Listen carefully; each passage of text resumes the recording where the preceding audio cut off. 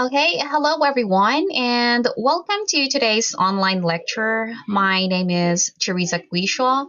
I also go by the name Teacher Chacha, and I'm excited to discuss with you how we can develop creativity in our young learners, well, specifically kindergarten age. So, as teachers to young learners of English, we know that we play a crucial role in shaping the minds of our students, yeah? And fostering creativity is one of the most important skills we can help them develop. So, today in our training, Fostering Creativity in Kindergarten English Teaching, we're also going to take a look at how we can adapt Oxford Discover 1 and 2 course books to develop creativity among kindergarten English learners, or at least for ages 4 to 7 years old. So today we'll cover several key areas. We're going to start off with defining what creativity is. We're going to take a look at Bloom's taxonomy and its relevance to teaching. We're also going to take a look at some questioning styles that encourage creativity. And as we all know, Oxford Discover is based on inquiry-based learning. Yeah. And last but not the least, we're gonna know how to adapt Oxford Discover course books to foster creativity. And there will be some practical activities for the classroom which we may want to try. Okay, Before we dive into the training, I want to acknowledge ELTOC, or English Language Teaching Online Conference, for providing the framework through this PDF. And for this training, I basically re-echo um, the main concepts from the ELTOC webinar titled Developing Creativity in Primary School Learners, which was delivered by Matt Blacker and which I joined in last October 2024, hence the certificate here. My main objective for tailoring this training is to adapt the philosophy and approach of Oxford Discover 1 and 2, or the whole series, of course, and how to foster and develop creativity among English learners in the kindergarten school. All right, so let's dive in and let's start off by defining creativity. So, what is creativity? Um, it is often misunderstood as something that only artists or musicians possess, right? But in reality, creativity is a skill that everyone can develop.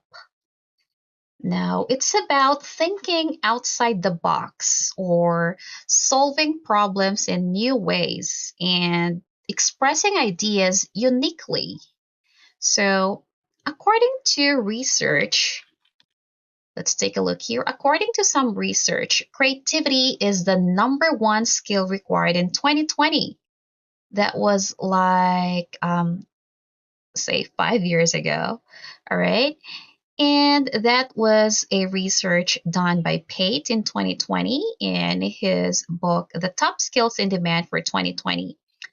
Now, with this in mind, some researches also emerged, like creative employees are the most sought after, right? Employers would actually hire creative employees because they bring a lot in the table, right? And besides, honing the 21st century skill um, is one of the principles or philosophies or the key features of Oxford Discover. So these ones are all entangled together for us to better understand why creativity is really important and how important it is to foster this kind of skill to young learners. So, in the classroom, creativity can be nurtured through a lot of ways, right? It can be nurtured through open ended activities or by just encouraging curiosity and also allowing students to explore their own ideas. Now, as we mentioned here, it's not just about producing arts or music or drama. Uh-huh. It is about how students approach problems and express themselves. But we must be aware of the things that could restrict creativity. Yeah? So, what restricts creativity? It is for a fact that the current education system often harms creativity because it's too rigid, and some schools, if not all, then some schools focus heavily on strict lesson plans or hitting narrow targets like test scores or measuring results quickly. So this leaves little room for imagination, exploration, or broader learning goals like, curiosity and problem solving. Um, in this country alone, many kindergartens emphasize on structured learning, which talks about the rigid schedules with early academic drills, for example, math drills, writing drills, and these are being prioritized instead of play based activities. Well, there's nothing wrong with it because it's been proven effective for some years, but it somehow restricts creativity. Yeah. There's also this testing culture, which is more on assessments to track the progress, which is actually good, but it can pressure young children to perform rather than to explore or experiment. There's also this emphasis on efficiency over creativity, prioritizing measurable outcomes, and this is mostly done through memorization or rote learning. So, if they prioritize measurable outcomes over creative play or art or free exploration, then that somehow restricts creativity. Right. So, for example, some kindergartens might replace imaginative play with worksheets or teacher led instruction to meet academic benchmarks, which, of course, we understand for a fact if we are an educator. While reforms exist like play based curriculum and guidelines, the implementation still varies. Um, Parental and societal pressure for results still often try to reinforce this kind of system that restricts creativity. So, what other things or factors restrict creativity? Right. Fear restricts creativity. In what way? Fear restricts creativity, like failure or judgment discourages risk taking and experimentation. We all know that for a fact. And if we are discouraged to take risk or experiment, um, then we are restricted of our creativity, right? Because these skills like risk taking and experimenting, these are also essential for creative thinking. Uh-huh. Another factor is making mistakes, right? Uh-huh. Making mistakes are natural in creative processes, as we know. But fear of errors can lead to avoiding new ideas or unconventional approaches. There's also the factor of being punished. It sounds a little negative. Punishments for mistakes or wrong answers teaches conformity over creativity. So it makes individuals hesitant to express original thoughts, right? While these are all kind of traditional and conventional practices, we must be aware that these could really restrict the child's creative functions, right? Another function here is, I'm sorry, another factor that could restrict creativity is losing marks. How is this done? Like when we overemphasize on grades, for example, schools in grades, right?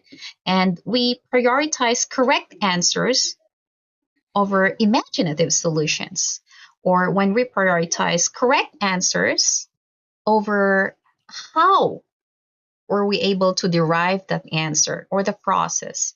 So this may stifle creativity, and because those answers that we've got were marked wrong, and so we were deducted points.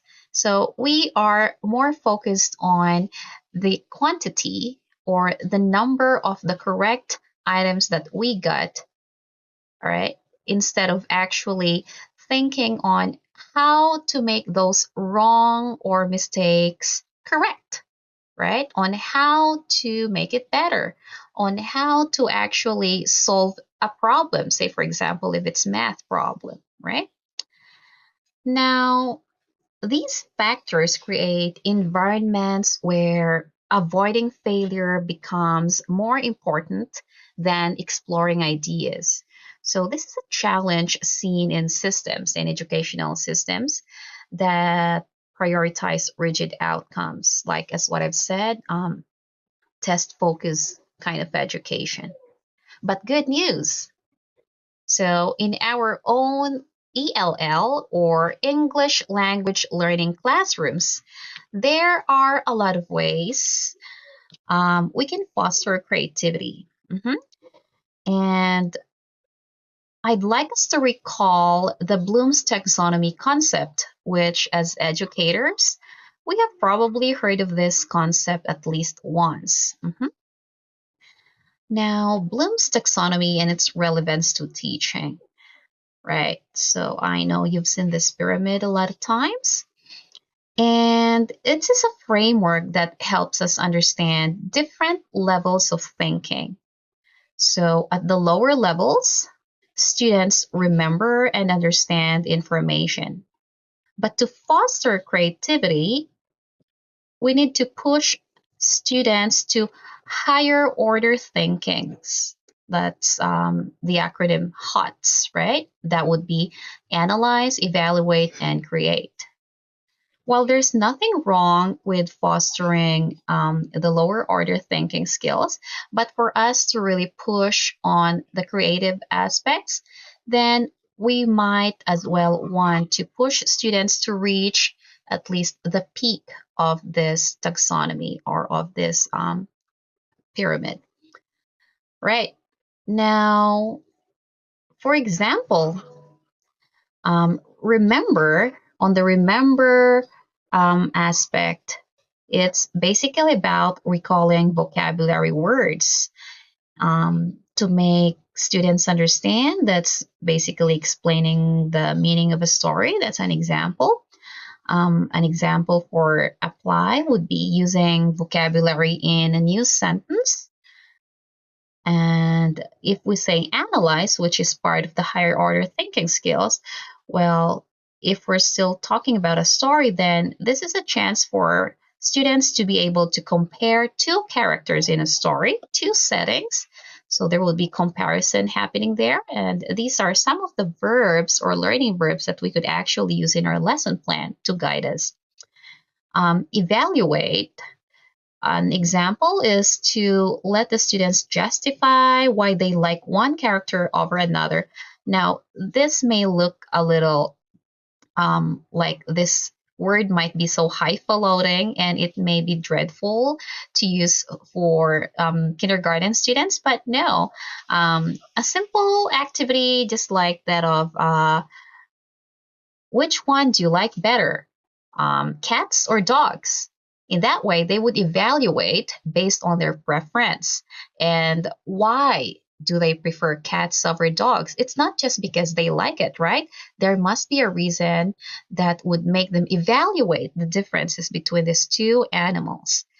Okay, and this is only possible if we guide them on how to do that, right? Now, the last one here, which is at the peak, it's about creation or create. This is when we let them produce new or original work that they could own, right? So they learn about all of this stuff.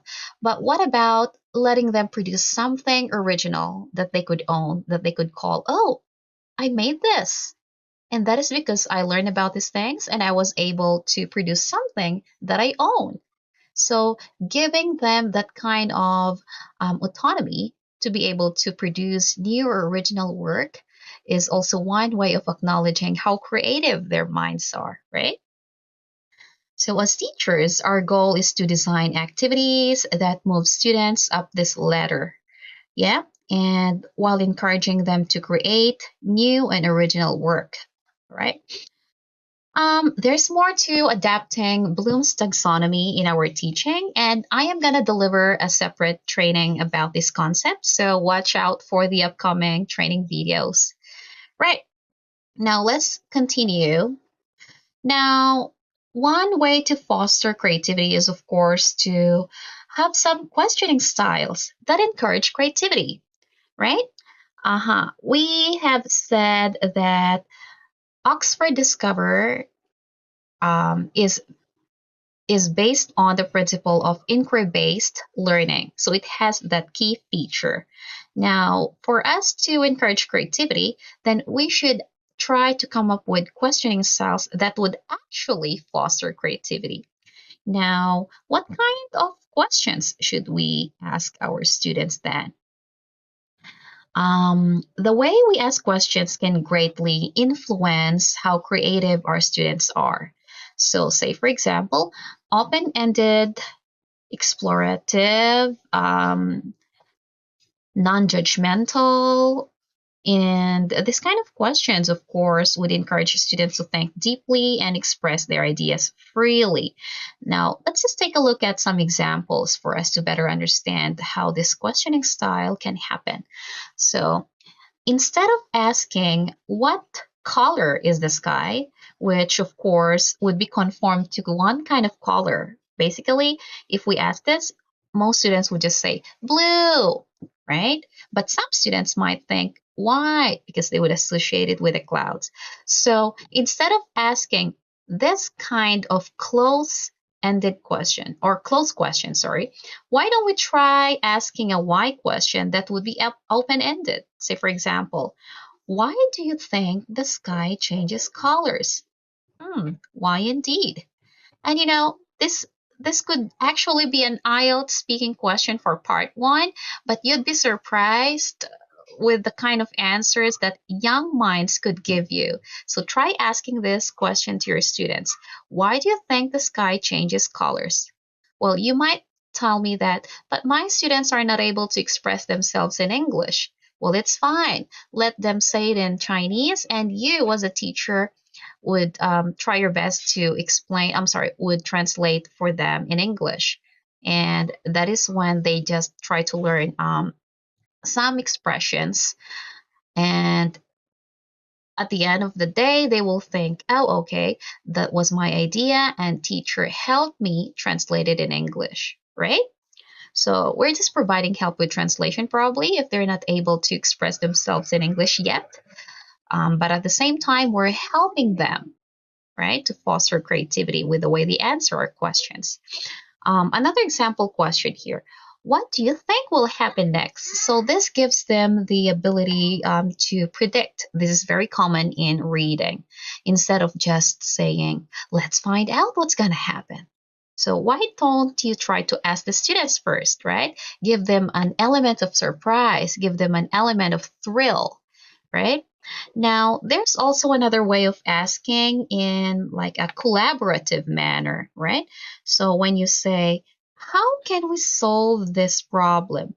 Yeah, as I mentioned, this kind of encourages collaboration, which is a 21st century skill, right? That's also emphasized in Open Discover series or Open Discover course books, right? So by just making sure that we try to keep our questions open-ended and ask more stimulating, more on the why and how question, then you would be really surprised where the students' answers could take you. Yeah, but of course, be mindful of the time because um, they have a lot of ideas that you would actually want to deal with one by one. But of course, as a teacher, you have to keep a time limit to that, right? Next one. Another way to encourage creativity, invite personal responses. So try to encourage students to share their own ideas and interpretations for, say, for example, pictures. You would show a picture and you try to ask them. So rather than always looking for the correct answer, you can try to invite them to share their personal responses, right?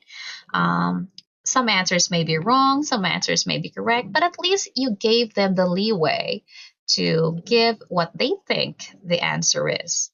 Right? But of course, as a teacher, it is your responsibility to conform them to the correct answer, right? Um, you could also try to be non-judgmental. One of the ways is to provide them with an atmosphere that is non-judgmental, right? Let students know that it's okay to make mistakes, and fear of being wrong can of course stifle creativity. We have tackled that a while ago, right? Another way is using constraints or creating constraints. This might be a little ironic, but yes, if we create constraints, then we foster creativity. So, how does this happen? Sometimes giving students a limited set of materials or a specific challenge can spark creative thinking. So, for example, how can you tell a story using only 3 words? Right? So they are restricted to using only 3 words, but you would still be surprised with how they're going to expound on this, right? You only gave them 3 words, but how are they going to expound on this, right? Or maybe you could just give them 3 specific materials, say in a STEM experiment, in a science experiment, all right? You would give them just 3 specific materials to solve a problem. How are they going to make use of these 3 items, right? So things like those. You can create constraints to foster creativity. Now, here are the 4 golden principles um, that would encourage creativity. It is very important that we acknowledge, we listen, we challenge, and we support, right? So these are the 4 golden principles of fostering creativity. Acknowledge their ideas, listen, listen actively. We don't ask them questions, but we actually don't listen actively. We have to show them that we're interested to whatever they're trying to say. And we also can challenge them to think deeper, hence those kind of open-ended questions. And last but not the least, we have to support them um, by basically supporting their efforts, right? As teachers, one of our philosophies should be rooted in this fact that students perform at their own level. Thus, we have to bear this in mind whenever we design activities to encourage creativity in the classroom. As we all know, no shoe fits all. So once again, we have to bear in mind that whenever we design activities, it is meant to encourage creativity in the classroom and also to cater to the different learning needs of our students. Yeah, that is what I was talking about a while ago. All right, and now we are going to take a look at how are we going to adapt Oxford Discover course books to foster creativity. So while you're reading this quote on the screen, I'm going to explain it a little better, right? So, one of the best ways to foster creativity is by adapting the coursebook activities to be more open ended. That's what Brian Tomlinson said. in his book, Challenging Teachers to Use Their Course Book Creatively in English Language Classroom. So, um, he suggested that opening up closed activities so that they invite a variety of personal responses. So for example, instead of asking students to fill in the blank with the correct word, why not ask them to create their own sentence using the word, right? So there's the art of creation. Instead of putting some input, they are now able to create their own sentences using the words that we give them, or using the words that they could pick from a list of what they have learned. So then, let's look at some specific activities for Oxford Discover 1 and 2. I'd be using Oxford Discover 1 and 2 because these are appropriate for kindergarten or young learners of ages probably 5 to 7. Some 4-year-old could actually start with Oxford Discover if they have advanced learning skills. But realistically, it would be on the range of 5 to 7 years old, right? So let me start by recalling. Sorry, let me start by recalling what Oxford Discover is all about, right? Um, Oxford Discover 1 and 2 are English course books that could be used for kindergarten or young learners around 5 to 8 years old, and the focus is on inquiry-based learning, sorry. And also some of the key features is to encourage students to ask questions and explore. So creativity should align with that approach, right? Now, let's take a look at one of the pages from Oxford Discover 1. You've probably seen this before. It's a story in Unit 1, Eliot's New Friend. So, after reading the story and answering the comprehension question here, we could try to think of ways on how they can be more creative, right, in their approach. So we don't just talk about the pages, we don't just talk about what's in the book. We have to think outside the box as teachers too. So again, after they have read this and after doing some comprehension activities through the book, we can do this kind of activity. Well, it's just one of the suggestions, but you can take ideas from it. So, a creative activity for kindergarten English learners with emerging English skills could be create your own adventure kind of activity. So, here's how it can be structured. First, they could start with story retelling with puppets. So what puppets do we need? Of course, you've got there an elephant, you've got there zebras, and of course, Tootie the tortoise, right? Um, provide the children with some simple puppets or cutouts, maybe, of the characters. Then encourage them to retell the story using the puppets. So they would try to incorporate the target language, like the vocabulary and sentences from the story. So what happens is it helps them reinforce the vocabulary and sentence structures in a fun and interactive way, right? That's story retelling with puppets. Now, there could be another way, draw and describe. This is quite a simpler version. So you may want to ask the children to draw their favorite part of the story or imagine a new adventure for Elliot and Tootie. Yeah. Then have them describe um, their drawing using simple sentences like, this is Elliot and this is Tootie. They see a kind of a new animal. So instead of saying zebra, what do they see? They see wolves. They see giraffes, right? So they're gonna change it with their kind of new animal that they could think of that is not in the story, right? So that is for draw and describe. Now let's have role playing. Well, this is quite a classic. So you can set up a small play area where the children can act out the story, right? And they will create their own version of the story. So provide props like animal masks or costumes, and you gotta guide them to use the target sentences and vocabulary as they play. So such as "Hello, I'm Titty," or "Look, elephant." So this could also encourage them to, play with their voices, right? Tiny voice, loud voice.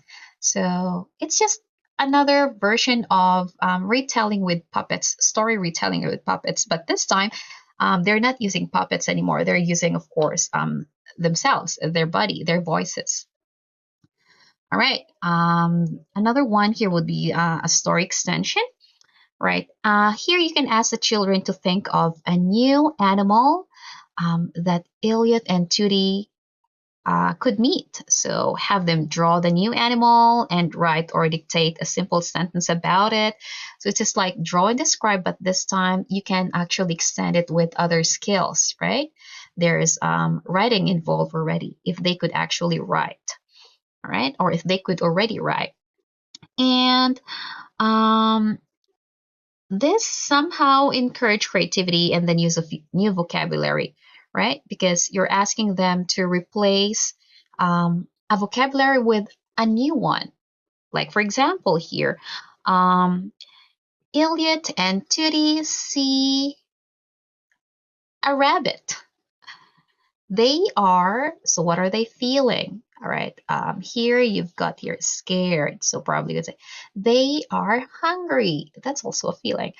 They are excited, all right? So before they're able to use this kind of vocabulary, maybe you could fill them in with some list of vocabulary or emojis that could show those kind of emotions if they haven't learned a lot of uh, feeling adjectives like happy, sad. Probably they just know happy, sad, excited, but you might want to fill them in with more words for them to choose from and put some emojis or drawings to better have a reference on, right?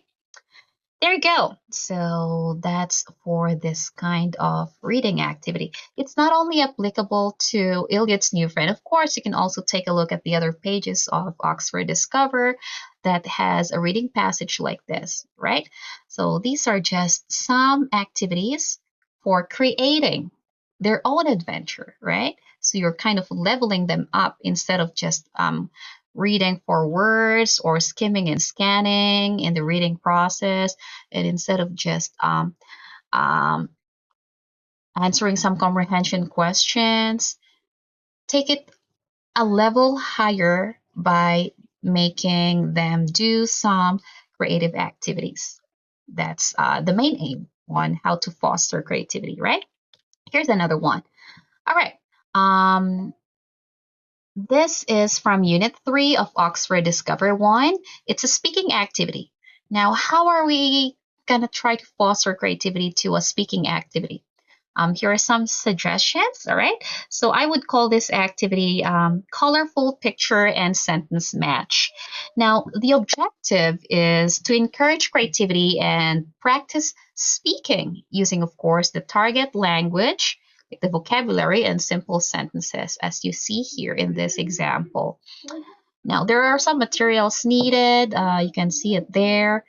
You would, of course, still need some flashcards for reference and some colored markers or crayons. They could be artsy during this kind of activity. Now, here are some of the steps that you could do. So, for the introduction part, all right, start by showing flashcards and saying the words aloud, right? So have the students repeat after you. Say, for example, friend, friend, I have a friend. This is my friend. She is my friend. So they just have to repeat after you, whatever the target language is for that page, right? Um, And then introduce simple sentences like, do you want to play with me? Do you want to play with my friend? Let's color, right? So same as true as what you can see here. So you're trying to introduce those ones using the flashcards maybe. And as you go further, there could be some kind of picture drawing, right? So you can give each student a large sheet of paper and some colored markers or crayons. You can ask them to draw a picture that includes at least two of the nouns from the flashcards, right?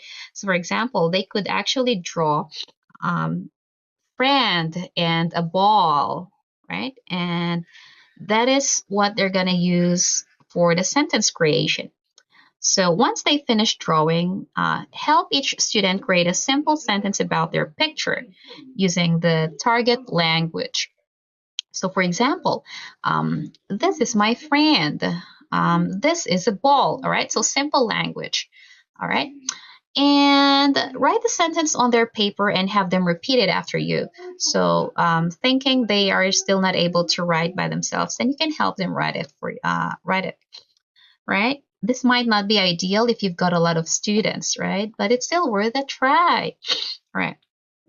Now, after the sentence creation, then they could start sharing. Have each student show their picture to the class and say their sentence. So encourage the class to repeat the sentence together. So they learn from each other. They learn the sentences of each other. All right. Well, of course, you're not gonna include their variety of sentence structures. You're just gonna focus on the sentence structure or the target structure for that lesson, right? So one may have written, this is a ball. One may have written, that is a ball, right? One may have written, this is my ball, right? So they just added some elements in it, but still the main sentence structure remains, right? Then there could be some extension part here. So to make it more interactive, you can ask simple questions about their pictures. Yeah. Such as what color is the ball? Where is your friend? All right. So those kind of questions are not open-ended, but you can start asking about the color. So why did you color this red? Say, for example, they colored a book red. Maybe have they seen a red book before? What was that red book all about? All right. They colored a playground blue, which could be unlikely. So why is it blue? All right.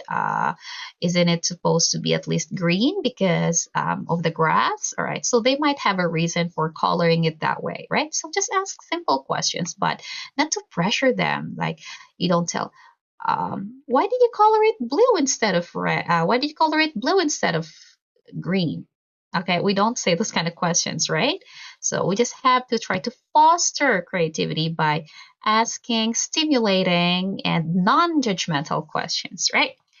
So, why is that so? Because the focus of this lesson is on speaking. So, for them to express themselves more. So, the end product here would be like a piece of paper with their own drawings and you trying to you trying to ask them questions about what they've done. Right. So this simplified activity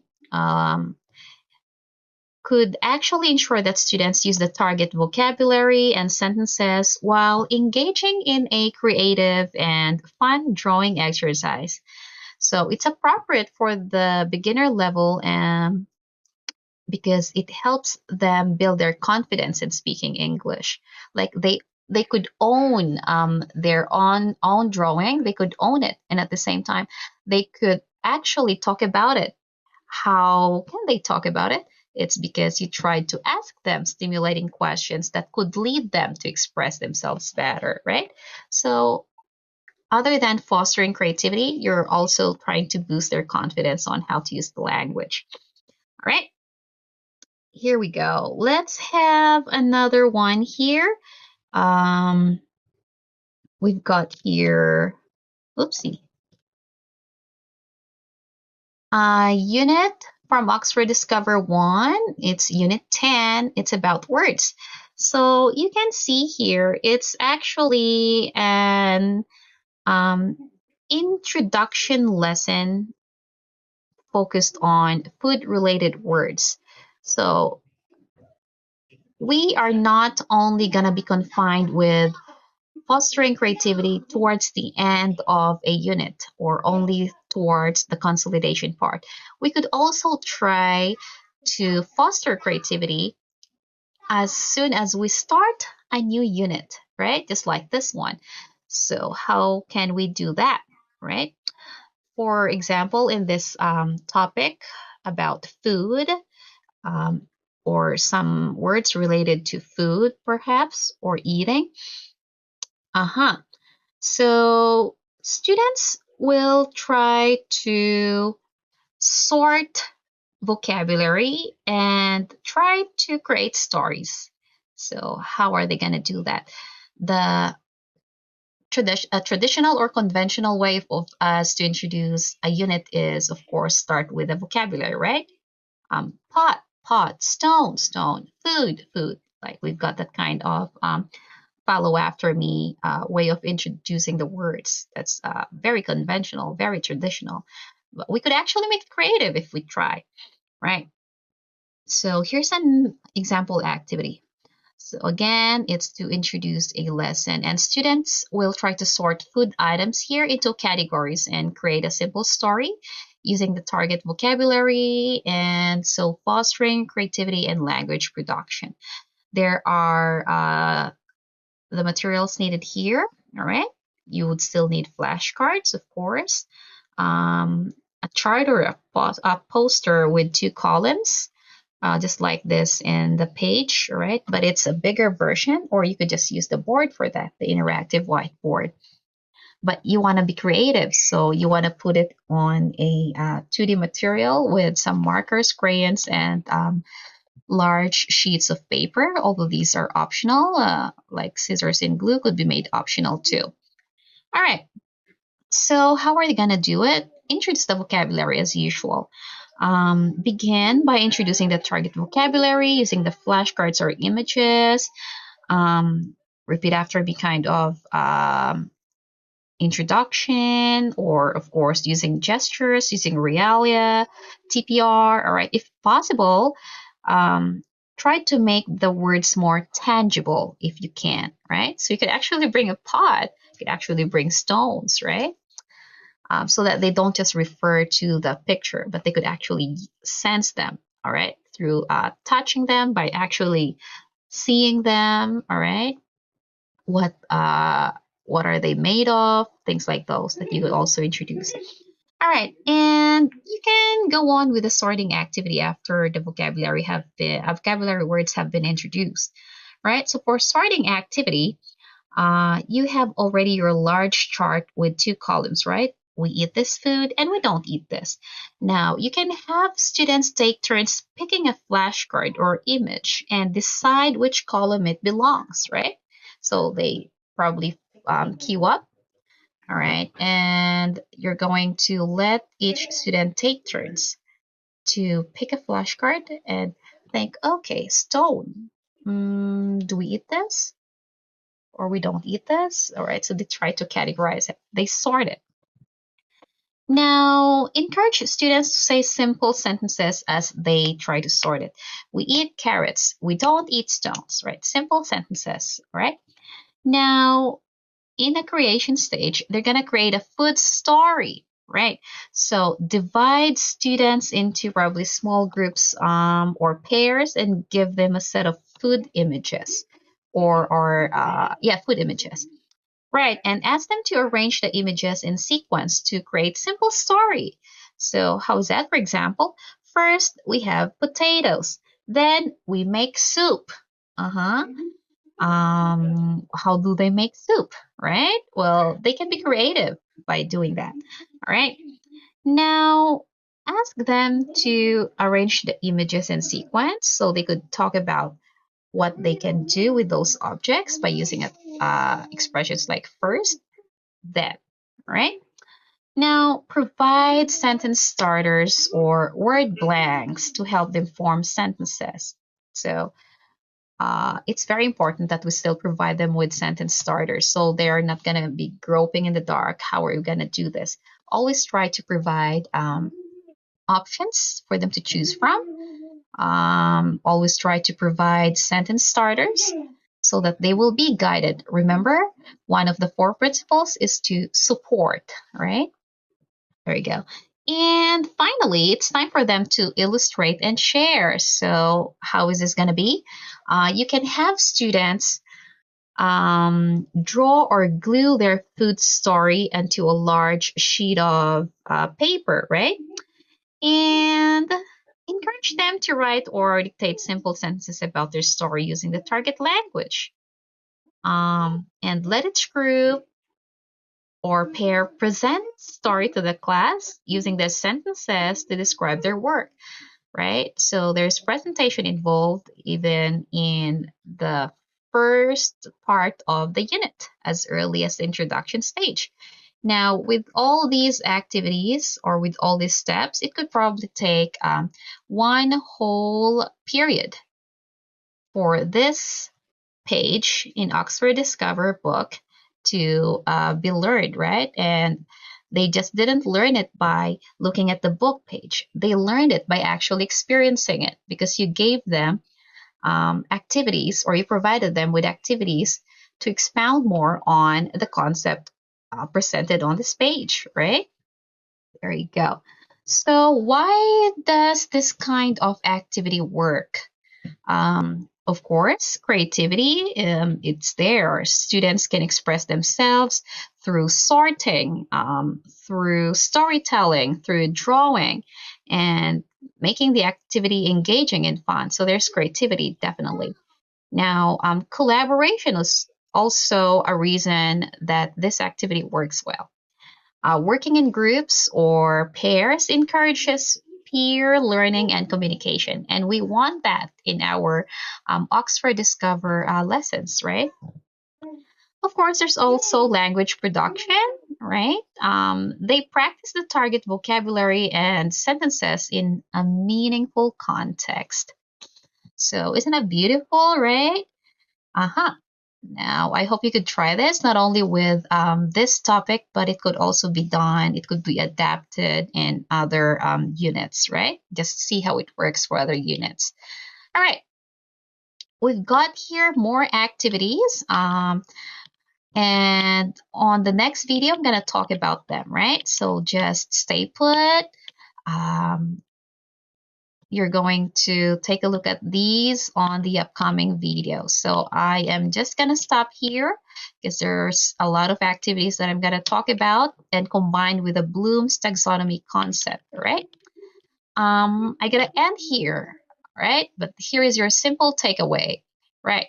We should judge creativity in the classroom by what the teacher makes it possible for the student to do and not just by what the teacher does. Right? So I hope the first part of this training has already inspired you on how to think of creative ideas, on how to foster creativity among your students, among those young minds, because it could be boundless, right? Creative ideas are boundless. They're limitless, right? So as a teacher, please do not be confined to what the book says. We gotta explore too. And as we explore, we'll be surprised by what our students can also offer. All right, so stay put. I'm sorry. Watch out for the upcoming videos for us to talk more about how we adapt Oxford Discover One in fostering creativity among our young learners, right? Bye for now. See you in the next video.